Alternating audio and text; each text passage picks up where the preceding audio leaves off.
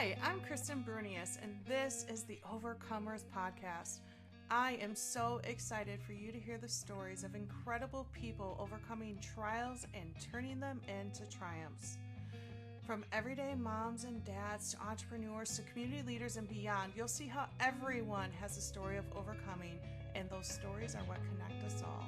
Let's hop right in.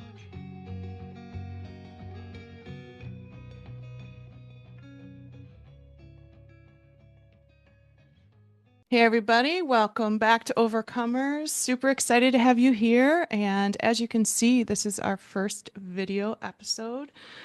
I just really felt like God was calling us to take this podcast to the next level. And Caleb is my guest. And he and I were talking when we met before the recording. And we were talking about the impact that being able to see someone's face really has on a podcast. And so I'm hoping over the next weeks, months, and years that I will continue to get some clarity of what video looks like and that the Lord will bring the people and the skills and all of that to make it possible. So this is new and I'm excited. And Caleb, thanks for being my guinea pig. Oh, of course. Absolutely. Yeah, yeah. So Caleb is from the Northwest Indiana area. Many of you who listen will already know who he is. Currently, he is the worship pastor, worship leader at a local church, Faith Cedar Lake, actually where most of my family actually worships. Sisters and cousins and lots and lots and lots of people. So he was a familiar face to me, and our circles have really overlapped for many, many years. So excited to have you on, Caleb, and to tell a little bit of your story. So I'll just throw it to you, and you can take it from here. Yeah, well, thank you for bringing me on. I know it's a fun thing to get into, podcasting or music or whatever it is, and just kind of see how the Lord is going to bless that. And then for me in the position that the Lord has allowed me to be in, I think it's always fun to come alongside a brother or sister in Christ and say, hey, this is what we're trying to accomplish, and these are the people that we're trying to meet, and we'd love for you to be a part of that. And I'm definitely blessed to be here, to be hanging out with you this morning. But then also, listening to Denise's episode was humbling for me. We had just gone out with Denise and Tim to dinner, and Denise was kind of telling my wife Jenna and I about her journey.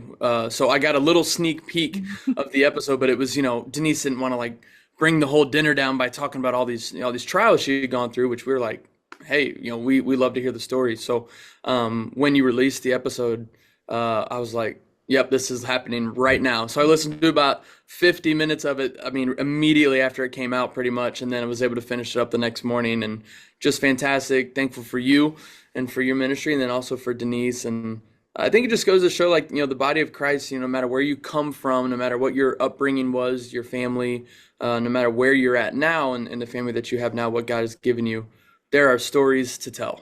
And Yeah. I think Denise's was incredibly powerful. So I thought you guys did a fantastic job. Well, thank you. Thank you. And as I said in the podcast, we'd been friends. She's more like a mentor on top of being a friend for many, many years. But there's something really powerful about sitting down and telling a story start to finish that even if you've experienced it, even if you watched it happen, you're like, wow, I Yeah. didn't realize how close together those things were, how quickly you deteriorated, or, those significant things. So she's amazing. And, that's been one of the really cool things about this podcast is you start to realize how many people you have in your life that have gone through just incredible things and have come out the other side and have said, to God be the glory. And actually, the guest that I had last week, Anita Carpenter, she's up in Michigan, and she told the story, and I'll never hear the words glory, glory, glory the same again. But she told the story of as her husband was dying, he looked up into the ceiling and he said, "Glory, glory, glory! It's so beautiful! It's so beautiful! You can't miss it." And he didn't pass away that day. If I remember correctly, it happened in July, and he actually passed away in October. Wow. And the Lord gave him that little peek of heaven so that he could spend the next, what is that, 4 months literally telling everyone, you don't want to miss it. You don't want to miss it. You don't want to miss it. And I'm just like, oh my goodness. Yeah. Like, just Get you emotional incredible. real quick. Wow. Oh gosh. So yeah, I mean, we are born sinners and we are going to, in the Bible it talks about it's not you might face trials, it's you will. It's a promise.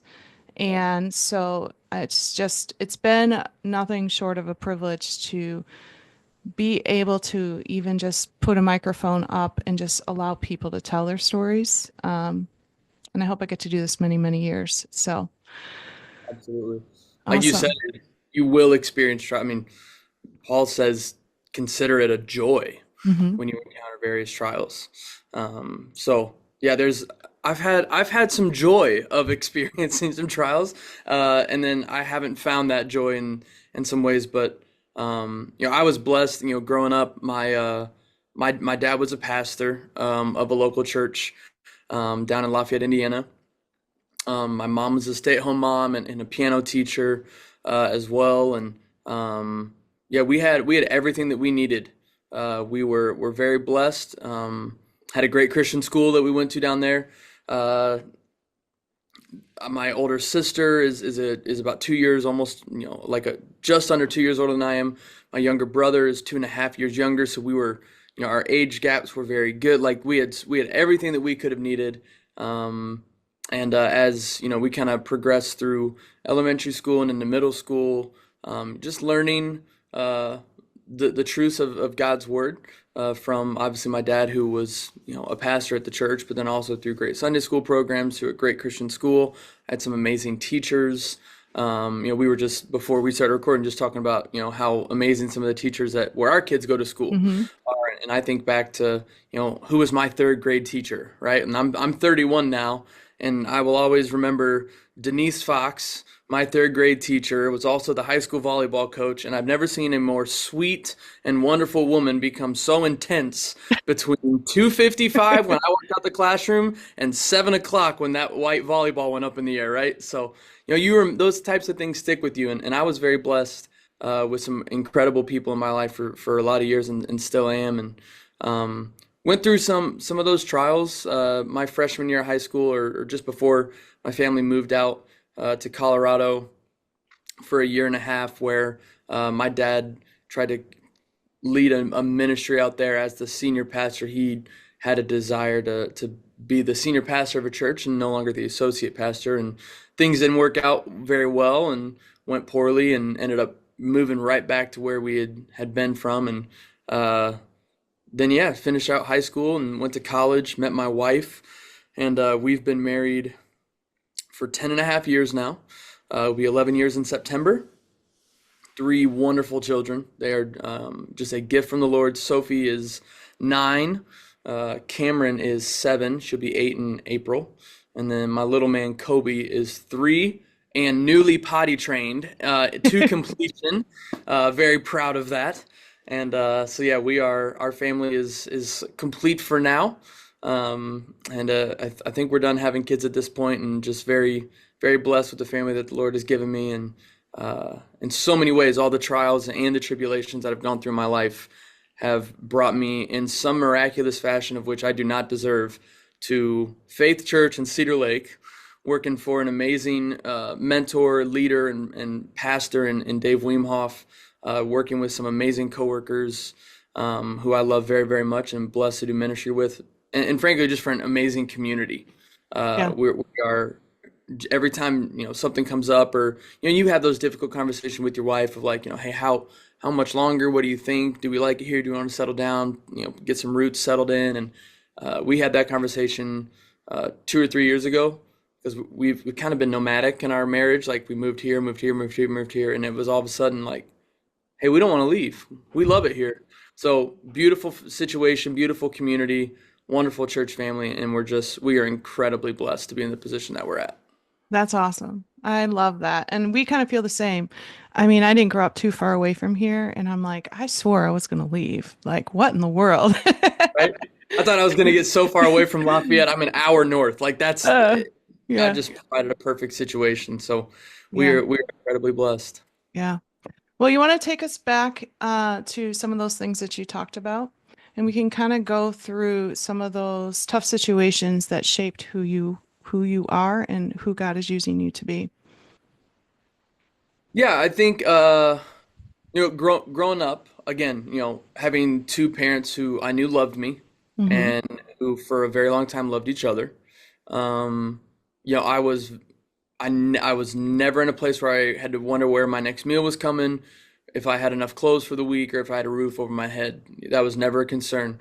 Um, my dad, although did not finish out his life very well, and we can get into that here in a few minutes, but a lot of the lessons that I learned from my dad, I had to relearn in adulthood because I was quickly learning that some of those lessons weren't accurate and they weren't true, and they were not lessons from the Lord, they were opinions of a man. Mm. And so the one lesson that I distinctly remember being taught and still remember almost daily from my dad is that you work hard. Whatever your Mm-hmm. hands finds to do, do it with all your might. And so that was a lesson that dad taught me, and a lesson that dad exemplified. Unfortunately, at times, including working and not being home, not really building relationships with the people in his home. And I was not a good kid. In fact, I am trying. I'm still looking out for a parent who has a worse kid, quote unquote, than I was. Every time I call my mom with a problem for one of my kids, she's always like, "You have it so easy." I'm like, was I really that bad? And she's like, "Yes, you were loving, you were kind, but like you just did not obey. You just did not listen. You did what you wanted to do, and you knew what the consequences were, and you would do it anyway." And I remember like the thought process of being 5, 6 years old and thinking, okay, if I do this, I'm going to get in trouble. But the trouble that I'm going to get in isn't as big a deal as the fun that this is going to be. And weighing those options, the whole better to ask forgiveness than permission, Mm-hmm. I had that down pat at 5 years old, 6 years old. So I was not a great kid.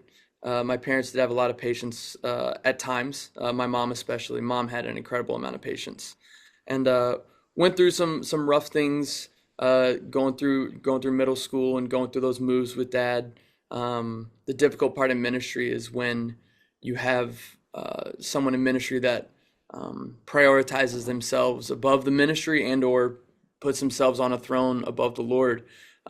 It tends to come crashing down, and that is what happened to my dad. My just after my senior year of high school, uh, dad was removed from his position at the church and kind of spiraled downhill for years to come. And it was a difficult transition for us because we've been so active in the church and been part of a group of leaders, a family of leaders, right? And I just graduated high school. I was the first male athlete from my high school to be put on scholarship to go play sports in college. So, one week we're doing, the journal and careers coming in and taking pictures and videos for the news about me and signing my scholarship. And 3 weeks later, or whatever it was, dad's resigning from his position at the church because of some decisions he made. And it was like, I just remember this roller coaster of like, what just happened? Mm. And yeah, it was there were some difficult times. I did go to school that one year, was able to meet my wonderful wife at school, but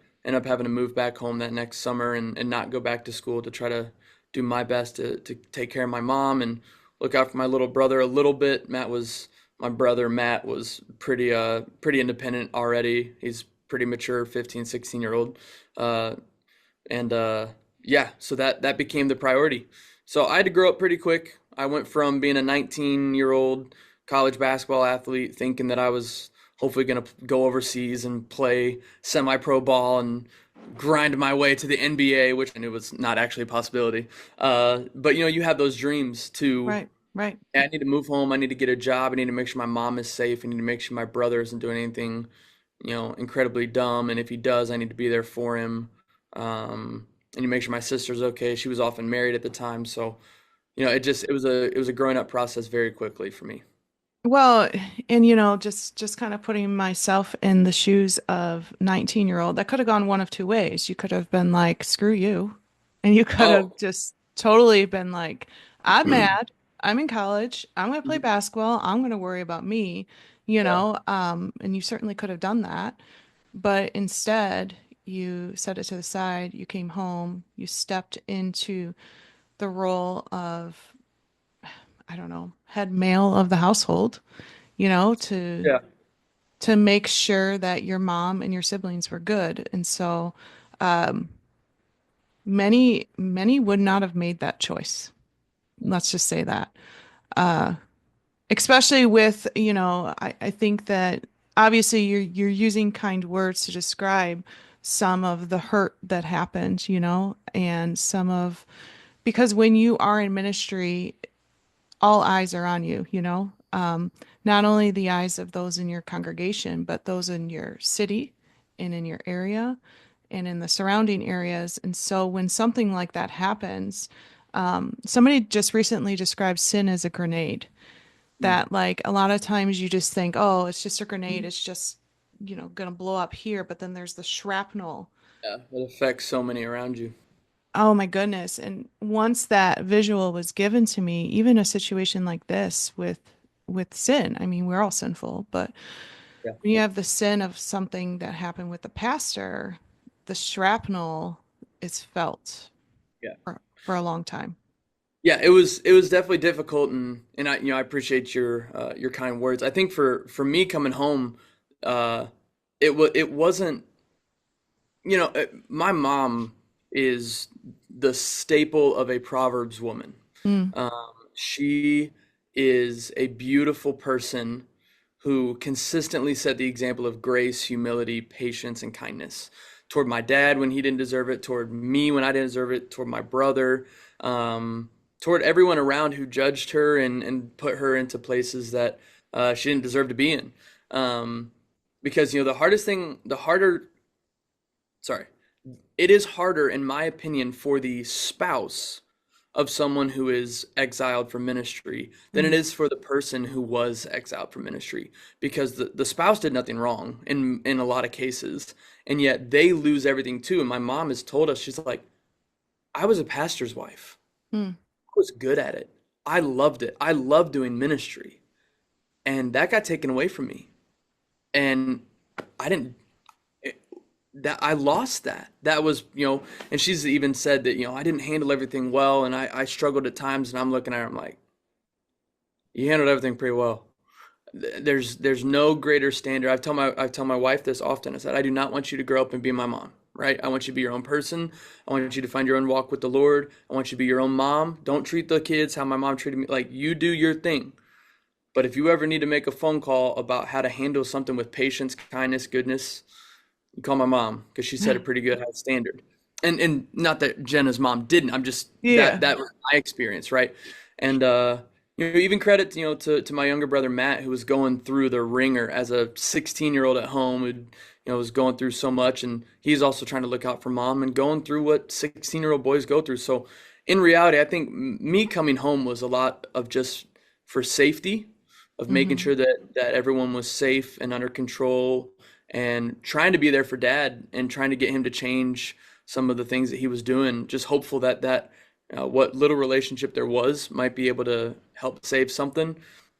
And that didn't work, but I was very quickly realizing when I got home how bad things had gotten, and I was able to try to do my best to make sure that my brother could get through high school and do what he was doing, and all credit to him for his hard work and perseverance, to my mom and all her hard work, and then just the community rallied around my mom in so many wonderful ways. So going through that process, getting to the side of, hey, mom and dad, mom had to eventually file for divorce, and there were protection orders put in place because of some physical altercations between me and my dad, that got pretty scary. Um, when all those things kind of came to a resolution, uh, I had reserved. Jen and I were married at this point. Uh, my dad wasn't able to attend my wedding, um, and just for safety. And so Wow. we had people at the wedding that were charged with making sure that he didn't show up. Um, so like I say all those things because when you get on the flip side of it and everything kind of starts to die down, I made two clear-cut promises to myself, which is always very dangerous. Um, but I made two promises to myself. My promise number one was um, I'm going to break the mold of Mm. the men in my family that keep falling. I'm going to be that guy that breaks the chain that sets the example, right? It's a very prideful thing to promise yourself, but that's what I'm going to do. And then number two, I will never go into ministry. I will never put my family through what my dad put me and my family through growing up. It Oh, is not the worth it. irony. I know. And so, I mean, even when I sat down with Pastor Dave, years ago, and we were talking about the job position, he was like, "Do you have any desire at being a pastor?" And I was like, "No." And he was like, "You answered." This is the first time we ever met. He's like, "You answered that very quickly." So yeah, like that. But that was the promise that I'd made to myself because of what I'd gone through. Break the mold and no ministry. Um, and in some ways, the breaking the mold or breaking the somewhat consistency of some men in my life that have fallen short in a lot of ways. I think that was just a reminder for me, like I'm capable of everything. I'm Mm. capable of all sin. I'm capable of, uh, you know, the deepest and darkest things that you don't think someone is capable of. They are. And when it came down to it, my relationship with the Lord, one of the things that I've asked God to continue to do in my life is to bring the people into my life that will truly hold me accountable and see me with my sin and still love me. Mm. I don't want to have to act like I'm perfect to anybody because I'm not. There have been so many times where I've had to look back and catch myself because I'll make a mistake, and in my pride, I will say, "You're just like your dad. Mm. You're just like this. You're just like him. You're just going to turn out just." The problem is that the standard of my walk with Christ is not to not be like my father. My standard for my walk with life is to be like my father in heaven. Yes. And that's where I am continuing to learn. At 31, as a father of three, I still have so much to learn. Um, but slowly making that shift toward aligning what I'm trying to do in my walk with the Lord to be with the Lord, not to not be like someone else. Oh, that is powerful. And I'm trying to think there was a book recently that was brought to my attention that talked just about that, and the title is escaping me, but it's basically the same concept that whether you have a good dad or a bad dad, your dad's imperfect and he made Mhm. mistakes. And as men go on to be fathers themselves, that your earthly father is is not the ultimate example, right? It's our heavenly father because our earthly fathers, I mean, I didn't have a bad dad, you know, Yeah. but my earthly father made a lot of mistakes, as Mhm. my husband, as an earthly father, is with our children. But I couldn't stop thinking of that one song that talks about breaking the chains. Why is it not coming to mind? There's power in the name of Jesus to break every chain, right? I Yes. Yeah. think And the that song's called was Break Every Chain, yeah. Yes, yeah, and that was what was coming to mind when you were talking. It's almost as if the chains fell off, that you weren't held to the standard or the cycles, I guess would be a better way to say it, of the men that came before you, that those chains had fallen off and that you could step into who God wanted you to be. And I am still laughing at the fact that you said you weren't going to go into ministry. Oh, it's absolutely tragic the things that I told God I would not do. And I learned a quote growing up very early is, if you want to make God laugh, tell him your plans. And my plans were nothing in my life that I have planned for has come true other than um, the dream of being happily married, of having at least three kids, and of doing what I love. Right. That Right. I told my wife, a couple weeks ago when we were talking, we've been just going through some difficult things in ministry in the past, month or so, and really last 2 or 3 months, and losing a close friend in ministry who died unexpectedly, and just going through some church issue, just difficulty, right? And Jenna and I sat down, and she's like, "Hey, we need to talk about some of our dreams." Hmm. And I was like, "I think I'm living my dream. I really do." Was there a time where I wanted to be Phil Wickham and Brandon Lake Hmm. and going all over the country and selling out Madison Square Garden and doing big concerts in front of people? Yeah, of course. I'm a musician. I absolutely love to do what I love to be a part of Christmas shows, and I love to worship the Lord in general. I love music. Was there a time where I wanted that? For sure. Absolutely. Do I want it anymore? Truthfully, no, I don't. I want to be home. I want to be with my kids. I want to be with my church family. I want to be a part of this ministry. And so as Jen and I were sitting there and we're talking about, I was like, I'm gonna have to come up with some new dreams because right now it's like this is my dream is to be happy, to be loved, to be adored and respected by my kids, to have people around me that believe in what I believe in. Craig Groeschel said something this past year at the Global Leadership Summit. Um, and Craig is just an incredible. He has a podcast as well. He Mm. does a wonderful job there. It's a leadership podcast. But he said something that I'll never forget. He said, "Good leaders make themselves small and make their volunteers big because volunteers are not going out and chasing their dreams. They're believing in yours and making them Whew, a reality." that is good. When you think about that, it's like I have 42 people on our worship team out here.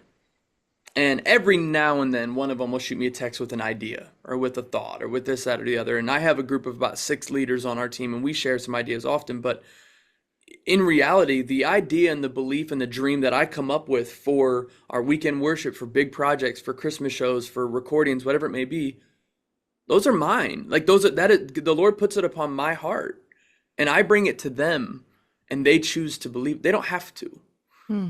And the fact that I have that, to quote the great Kobe Bryant as well, who said this on the night that he retired from the NBA. And he said, I'm going to butcher some of the terminology, I'm sure, but he said, the championships are great, the MVPs are great, the scoring titles are awesome. The work is the dream. The dream is not the accomplishment. The dream is the work. And I think the work in a marriage is a dream. The work in fatherhood and in parenting is a dream. The work at your job, no matter what it is, that's the dream. And Hmm. whatever your hand finds to do, do it with all your might. And so as I sit back sometimes, I'm like, trials and tribulations are going to continue to come. But I think the Lord has got me into a position now where I just truly trust where He has me at, and we can continue to learn and grow through these next seasons. So yeah, it's been a journey getting back into ministry and trying to change the mindset on some things, but God's made it clear that this is where He wants us to be, and this is where we're going to be for hopefully a good season. Yeah, yeah, and you know, I don't go to the same church as you, but as a visitor, I've always enjoyed your worship, and you're thought of very highly. So, Thank you. um, and I love what you said about making the volunteers big. And I even think of even on like the business level, um, as a business owner, making your employees, a big Yes. deal, Mhm. or making your kids a big deal, or, your students, or there's so many different areas that you could apply that, yeah, I think that's awesome. So take us back to the story of dad. So you're definitely not going into ministry. Yeah, not going into ministry. Mom and dad get divorced. My mom actually ended up remarrying to I mean, a saint who I love very much. His name is Jim. He's incredible. They're now down in Florida with my grandma, who is still alive, kicking and cooking because she is amazing. But they're down, kind of taking care of her, and my brother ended up going into the Marines. My sister's married; they are doing what they're doing, and Jen and I get married, and there was a lot of effort put into trying to get my dad to repent from some of Mm, the things that he had done. And when you are having conversations with a delusional narcissist, mm, they don't get very far. And you end up having the same conversation for 3 hours, 3 days a week, the same exact conversation. And things started to get bad, and just from a standpoint of just things just aren't making sense. And so I remember, my sister had pretty much been estranged from my dad at the time. Carrie and my mom were and still are extremely close. And there was definitely a line in the sand in this situation between dad and mom. There was. The best way for my sister to honor my father, which it talks about in Ephesians, was to not have a relationship with him. mm, And I think that went for my brother as well, because he needed to focus on himself. So, my dad loses his wife, he loses his daughter, he loses his youngest son, he loses most of his friends from church, and there's me. mm, Uh, about the most honest and straightforward, direct problem solver, maybe on planet Earth, because I just kind of call it like it is. And I spoke to my dad just about every single day for a good amount of time every single day for probably the better part of 3.5 years, trying to get him to repent, mm. and he did not. Then when I was playing golf at Rossville Angel Hills with a couple buddies down in Lafayette, Rossville, Indiana, and I get a call from an Alabama area code, and it said, "Hi, is this Caleb Dutton?" And I was like, "No." It's not. I'm not. I don't know who you're looking for, but it's my dad's from Alabama. He had told me he was going down there to visit some family, so I was like, "All right, yeah, it's yes, this is Caleb." And he said, "Hey, I have your dad down here at whatever it is, nursing home, and we just caught him trying to break your aunt out of the nursing home that she's in." And we were at the turn. We'd played 9 holes. I mean, praise the Lord, we weren't. I love golf, so I'd have just been like, "Can you hold on one second? I got 150 yards in. I need to hit this 9 iron real quick." But in the moment, I'm just standing there holding my hot dog with my a nursing home telling me that my dad is committing a felony, and I'm like, "What?" I was like, "Put him on the phone," and they were like, "We're not going to do that right now because we're still debating on whether or not we want him to be arrested." Mm. I was like, "Please don't do that. I have two small kids at home.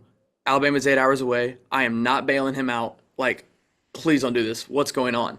He's like, he was looking over people's shoulders and stealing key codes because all these buildings are locked. And he was trying to break your aunt out so they could go and live it up in Alabama and go bowling and go to McDonald's and do whatever they wanted to do. And so I was like, "Okay, what do we need to do?" And he was like, "Well, you need to get him tested. His Mm. biological sister is in this home with dementia, and he is showing signs of dementia." And he was pretty young, right?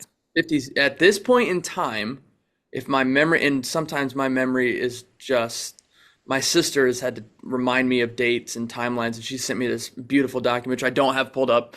But I believe that this was 2015, 2016.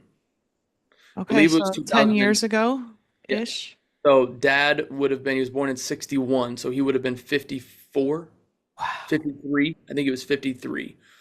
The first time that we started talking about dementia. Mm. So we get done playing golf, and they let dad go, and I called dad, as soon as I told him, tell him to call me when he gets to his car. So he called me, and I'm chewing him out. I'm cursing him out. I'm telling him what an idiot he is. And um, again, I'm at this point, my wife and I've been married for a year and a half. I'm working as a carpenter. Like, I got nothing else going on except trying to be a good dad and good husband, trying to fix my dad. And so we talked, and I get on the phone with them, and I called my sister, which was Carrie and I are we love each other dearly, but we've never been the best of friends. Hmm. And so anytime I call my sister, she always answers it. Not anymore, but she used to answer it with just that bit of surprise. "Buddy, hey bud, Everything okay? DJ," and I'm like, I always like didn't like that because I just want to be like, "Hey, what's up?" but that's my sister. She's incredibly sweet and she loves, those calls. And I was like, hey, Care, so look, I know you ain't talked to dad in like years. I need your help. Something's up. And she was like, no. I was like, Carrie, please. You're not helping dad, you're helping me. And she was like, okay, we'll have a conversation. So I sat down with Carrie and my brother-in-law Ben, who is amazing, and we had a very difficult conversation.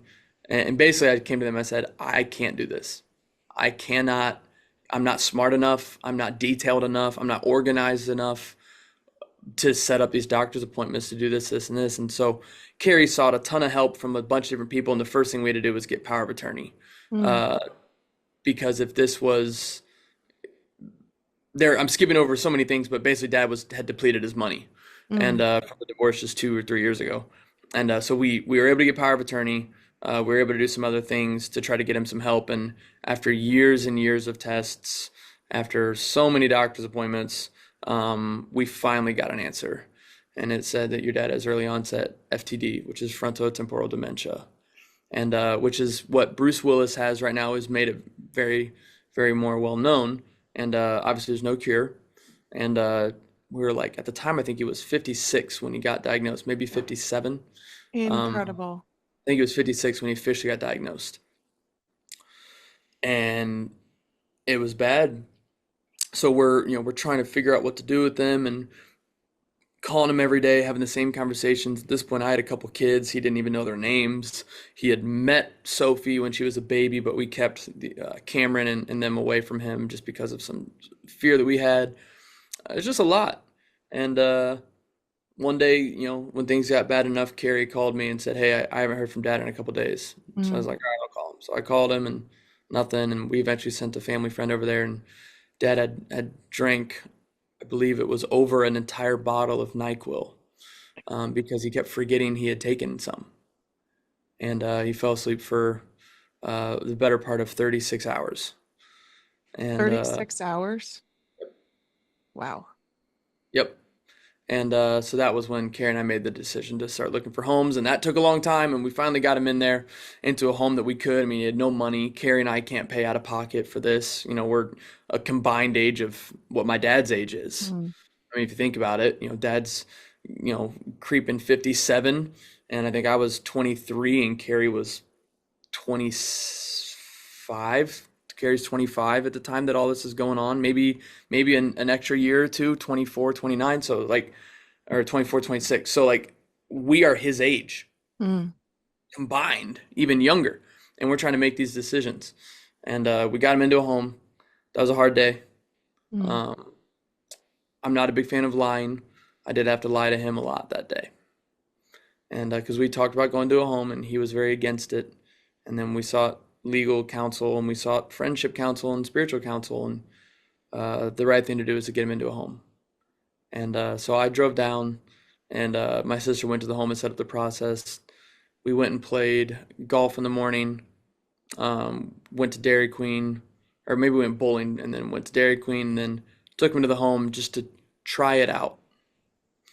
And told him if he's here a week and he doesn't like it, let us know and we'll come up with a new plan.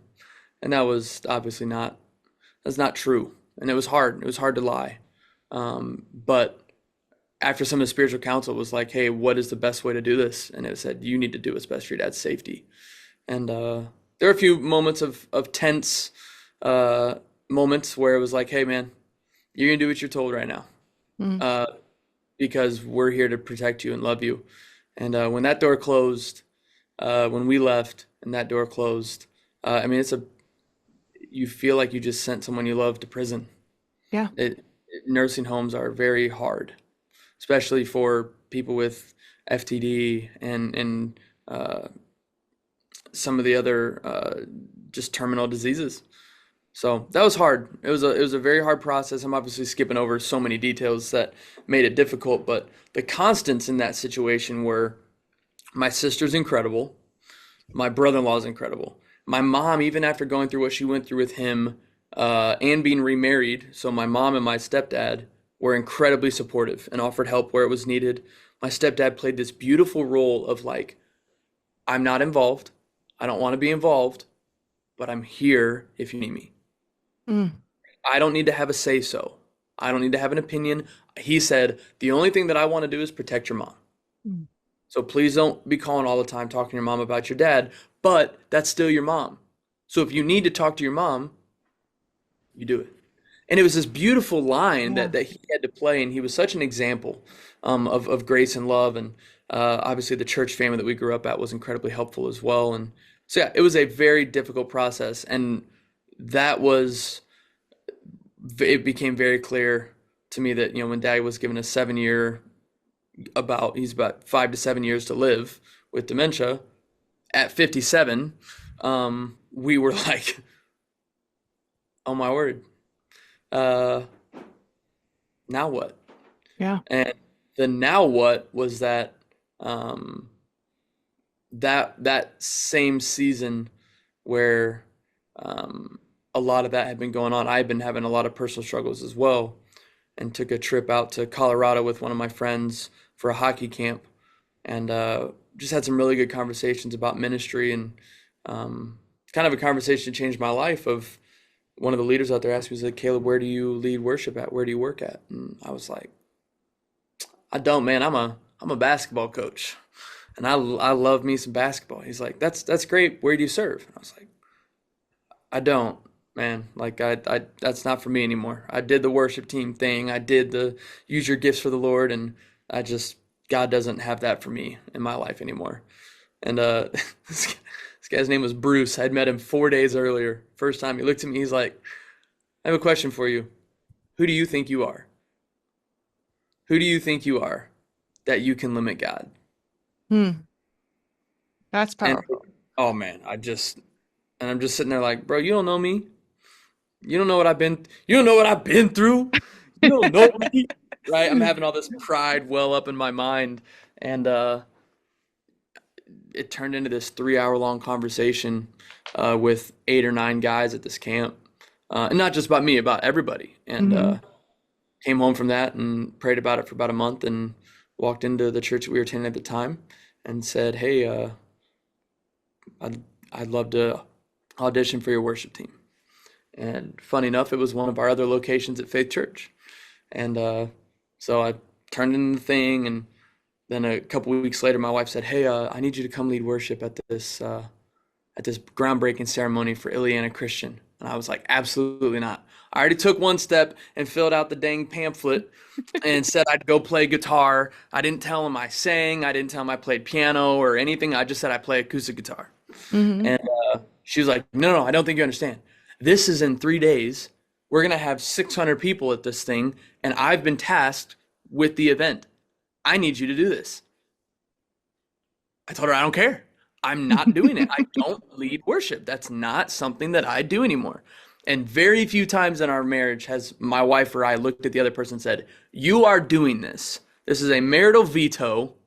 I need this to happen." Way to go, Jenna. Oh, she laid it on thick. She was like, "You're doing this. You have talent to do this. You just signed up to join the worship team. You know you're getting back into it. I need this. You're doing it. It's 2 songs. It's 10 minutes. Suck it up." And I was like, "Yes, ma'am." So a couple nights later, I think it was September 18th of 2018, I showed up to Ileana and played 2 songs with a pianist, myself, a bass player, and a drummer. Didn't think anything of it.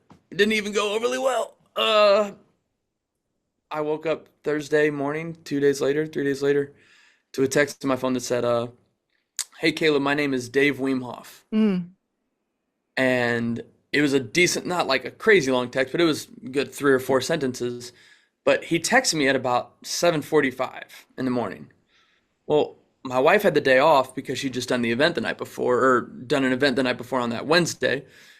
Our girls are asleep upstairs, and I am a college basketball coach, so I sleep in every day, right? So I have my phone, I look at it, and I'm like laying in bed, and I like have my phone out. I was like, uh, "Who is Dave Weemhoff?" And Jenna just sits up. She goes, "What?" And I was like, "Who's Dave Weemhoff?" And Jen was like, why? And I was like, he said he's a pastor at Faith Church. And like, I just went to go put my phone down. She was like, oh no, reaches over me, grabs my phone, pulls it up, reads the whole thing. And she's like, they want you to interview for their worship leader position in Cedar Lake. And I was like, great, not happening. And she goes, oh, this is happening. And the first text message that was shared between me and my boss, my wife sent. Does he I know didn't, I that? didn't, does he, I believe he knows that, but I didn't send it. She was like, this is happening. This is happening right now. You better get on board. This is a big deal. I was like, I don't want to. She was like, I don't care. You're at least taking the meeting.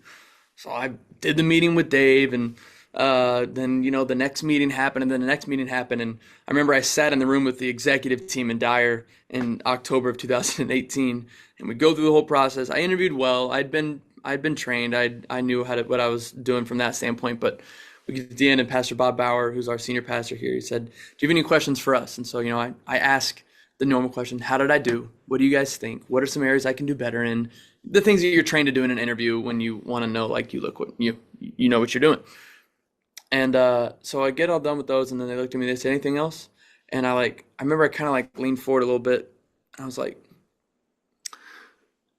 "Are you guys sure you want to do this? I'm not your typical cat. I'm not your born and bred ministry guy who's just gonna be awesome. I'm gonna be a pain. I'm going to question decisions. I'm going to do things out of the box. I'm going to be honest. I'm going to push every limitation that is set in a good way. I'm not going to do things wrong. I am not your standard dude that you're bringing in here to lead worship. And I'm a sinner." Hmm. And the last thing I said is, I suck at life sometimes. And Pastor Bob Bauer looked at me with all these other executives in the room, and he looked at me and he said, "Caleb, this is the blind leading the blind. We all suck at life. We just think that as we grow together, we'd like for you to be on our team doing it." And that was it. 6 years later, here we are. And to know that it started with a ministry upbringing, a difficult couple years with the moves, just horrible college years of dealing with so much stress and anger and uh, danger at times, and a lack of love, a lack of understanding, and then in this season of rebellion of just, I will not do God's will for my life. And now to see where I'm at now has just been, when I sit back and I think of some of the things, which I can mention a couple of them here in a minute, but when I think of some of the things that God has allowed me to see, God has allowed me to do, I think back to that 23-year-old, that 22-year-old, that 21-year-old who said, "God, I will not let you use me." Hmm. Just how foolish and prideful to think that I can limit the Lord. Yeah. Um, Yeah. it's been really powerful. Oof. The idea that we think that we can limit what God would do is just so foolish, yet how often do we all do it? We all do it, you And know? you keep seeing things that God is doing that you never thought you'd be able to experience. Right. Um, and some of the things that I've seen even within the last 4 years, 3 years, I mean, even within the last year, Mm. um, have been life. I mean, when I found out my dad passed away, I was sitting on this couch, Mm. almost 1 year ago to the day. Today is what, February 14, Valentine's Day. right? I was seated on this couch on February 20th of 2024 when I found out my dad died, Mm. in this room. And it's just, you go through that whole experience. You go through some of the beauty that you see in ministry. And you get to a place where you just wonder, why did I ever question what God is able to do for my life? And so I just try to be thankful and just try to use every day as a gift from Him. Well, and I had to reach down and grab my phone to check the dates, and the irony is there that you're recording this podcast and it's going to release 1 year after your dad's passing. and you get the opportunity to tell his story. Mm. How incredible is that? I actually had to look at the calendar and be like, wait a second. Yeah. It's Um, yeah, so it'll be you guys release podcasts on Wednesday, correct? Wednesday, so the next day will be Thursday. Yeah, so it'll be 364 days Yeah. after my dad passed away. I mean, it's just in that, just God is so creative in the way that he does things and allows his plan to come together. But um, just We, in the last, go ahead.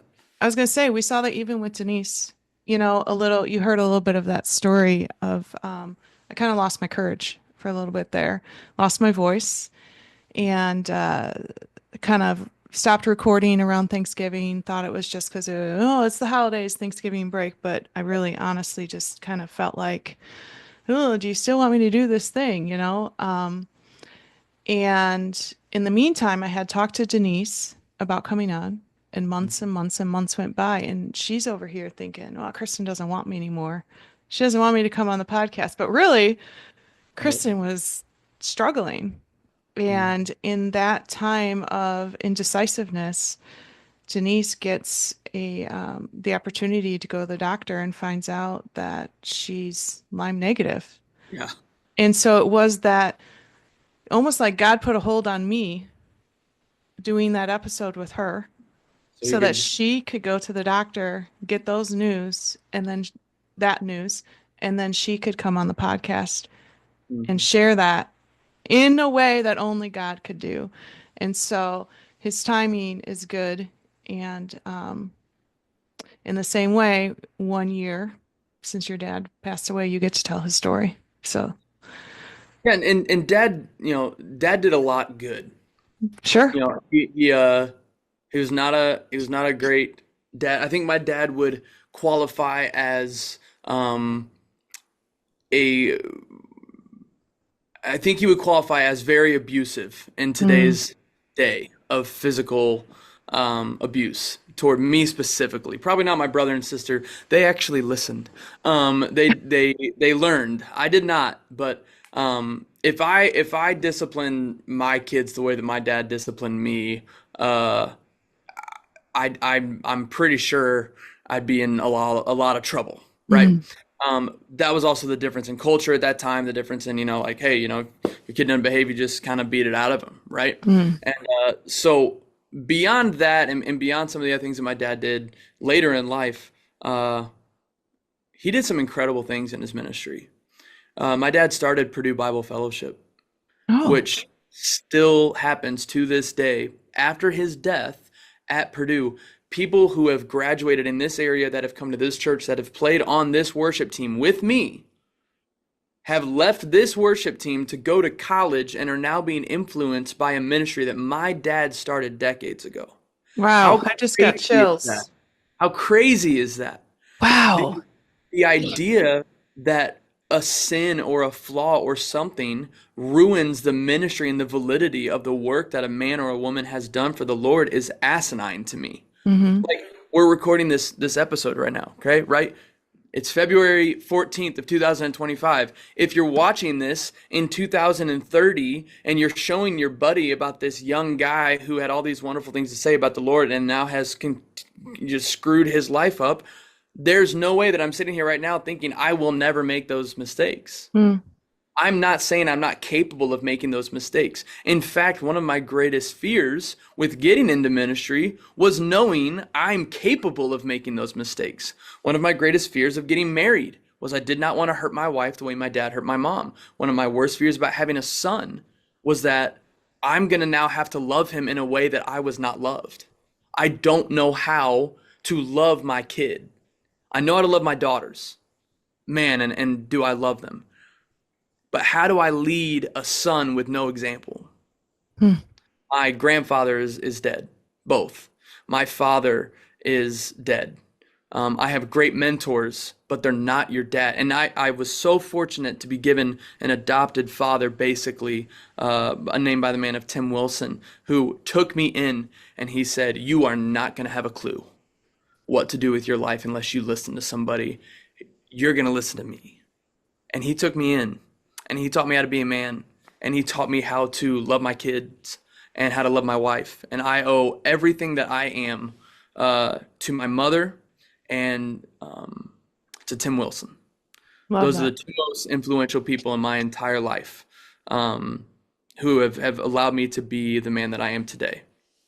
But with all that said, if 10 years from now, Kristen, if I go out and do something sinful and I lose my ministry, does that make everything that I've done up until this point invalid for the Lord? The impact that I'm able to have right now, does that tarnish all of that? Well, I don't think it should, No, as a because I matter of fact, know. right? I mean, look in the Bible, David and Bathsheba. Hmm. I Moses, mean, Jacob and Esau. Uh, so many examples. it's, that one of the series that I have had on my heart to do for years and years and years, and I just haven't gotten around to it yet, is I want to do a series called Overcomers of the Bible Hmm. and just talk about exactly what you're talking about. You know, Peter, Paul, David, Moses, Noah. I mean, Adam. Let's start from the top. Oh yeah, you just just pick a name and see how God uses that person from completion. Yeah. One of the worst people to ever walk the earth when it comes to the way that Christians were persecuted was Paul. Yes. Saul, obviously at the time. Mm-hmm. But if God can take a man who murdered hundreds of Christians and turn him into, in my personal opinion, the greatest author of all scripture when it comes to putting the words that are breathed from the Lord into a book that we are able to read. I mean, to me, it's like you got David and you got Paul. These are the two greatest influential writers of the Bible. Mm-hmm. And David cheated, committed adultery, killed his mistress's husband, killed him, murdered, stole, cheated. Like David did everything under the sun, Mm-hmm. and God still has this beautiful relationship and elevates him. Still tells the story of David and Goliath. Still exemplifies all the work that he was able to do. And Paul murdered and killed and persecuted and tortured. And God uses them. So I believe that God was able to use my dad for his glory for the time that he was there. But in the back of my mind, I still, I don't want to say daily, but often, I think about, how much longer do I have until I'm going to mess that up? How much longer do I have until I'm going to, ruin my reputation or ruin my ministry or ruin this? And I have to constantly be reminded of myself, or constantly remind myself, first of all, do not worry about tomorrow. Tomorrow has enough troubles on its own, right? Book of Matthew. Why am I so concerned with what I'm going to do wrong or what's going to happen when God has placed me in a season where his will is very evident and his plan is very evident? And there's so many beautiful things happening around me. And yet in my sin and in my pride and in my selfishness, I create this feeling that I'm still not enough or that I'm going to one day not be enough. And that's a constant battle, I think, of trying not to elevate yourself above a position of understanding that you're flawed, Mm. but also not minimizing the care that the Lord has for you. I mean, God talks about again in Matthew 6 multiple times. I was able to turn to it here a minute ago, but he talks about consider the birds of the air. Are you not worth more than they? Right? And then he continues to talking about seeking first the kingdom of God as righteous, and all these things will be given unto you. Do not worry about tomorrow, for tomorrow has enough worry of its own. Each day has its trouble, right? And when I sit back and I see the way that God's able to use the way that God was able to use my dad, and the way that God is able to use my mom in helping other women who are going through a story of domestic abuse and of verbal abuse and emotional abuse, and the way that I'm now able to see the way that God is using my brother, who went through that whole season, found an amazing woman, has two beautiful boys who I love very much, and has turned him into a man of the Lord. Use my sister, use me. Um, there's no one that God cannot use. There's no one that God cannot allow to have some of these moments that when I sit back and I think, you know, time after time, experience after experience, I've been able to see God's work, God's provision in my life. Um, you know, podcast being called Overcomers, right? When I sit back and think, man, what have I been able to overcome in my life? It's a lot. Hmm. It is definitely a lot. But the victory, truly, the overcoming, uh, is not mine. We will overcome um, because of the Lord. Amen. And every time I sit back and I start to think I'm a little too big for my britches, right? I start to think that, hey man, I got this thing figured out.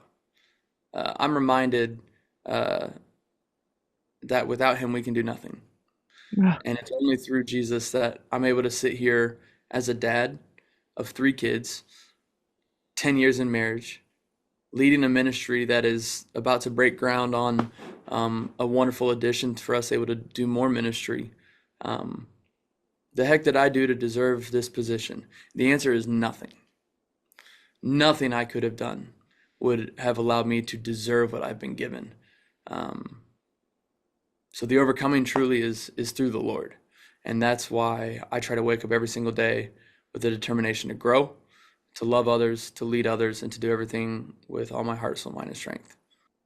I think that's a perfect time to close. Caleb Dutton, thank you very much.